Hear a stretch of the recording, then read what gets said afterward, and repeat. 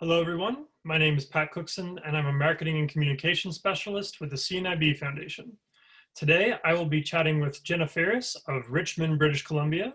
Jenna is one of our talent pool members involved with CNIB's Come to Work program, a program that connects job seekers who are blind or partially sighted with employers who want to discover the full potential of Canada's talent. Jenna is currently working for the BC government as part of a year-long, full-time paid internship. Today, I will be talking with Jenna about herself, about the Come to Work program, and a little bit about her experience working with the BC government.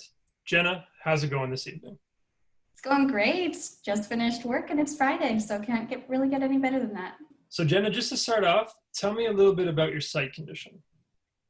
Yeah, so my condition is actually very rare, so much so that it doesn't even have a name. Oh, wow. So when I'm filling out forms and whatnot, I kind of have to write something generic like congenital blindness. But basically only a few individuals in the entire world actually share my diagnosis. And it's kind of a condition that's caused by a lack of pigment on the back of my retina. But other than that, very little is known about it. That's interesting. So if you don't mind, describe your vision to me. Can you, what level of sight loss would you say? Is it total blindness or is it? I mean, I would classify it as total blindness. I can see, I definitely do have light perception. So that means I can tell the difference between sun and shade. I used to be able to tell if the lights were on, but lately that has been kind of slipping away. I also do have something I like to call shadow perception, which means that I can kind of see shapes in front of me. So I'll be able to tell you if there's a wall relatively close, maybe like 3 feet away, I can tell if there's a wall there. And it also means that I can kind of tell where doorways are. So sometimes that helps, but pretty much total blindness. Growing up with sight loss, what are some of the challenges that you face? Unfortunately, most of my challenges have kind of originated from discrimination. So for example, landlords not wishing to rent to a blind individual, or most especially someone with a guide dog. Employers being unwilling to hire someone with a disability, and also a certain percentage of my peers and a percentage of my family members' peers kind of allowing their negative perceptions of blindness to taint the way that they interact with me. Because I guess sometimes all people allow themselves to see is the disability rather than the person, unfortunately. What are some of the steps you've taken to overcome these challenges? So not being accepted solely on the basis of something I was unable to change hit me hard as a teenager. But I have learned to focus on the good interactions, the much larger percentage of society that's happy to accept me for me, regardless of, not in spite of my disability. So I found renters who are super happy to have a guide dog in their building.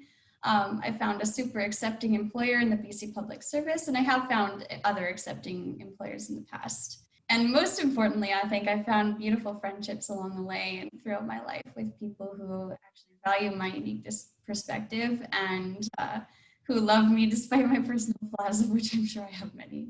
Oh, no nonsense. But that's awesome though. What is your guide dog's name? Her name's Nouveau. She's a yellow lab. I've had people describe her coloring as like a toasted marshmallow. Oh, that's lovely. Yeah.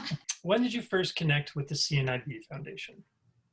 So I've been connected with the CNIB actually since I was 5 years old, mostly through their library and their fantastic O&M services.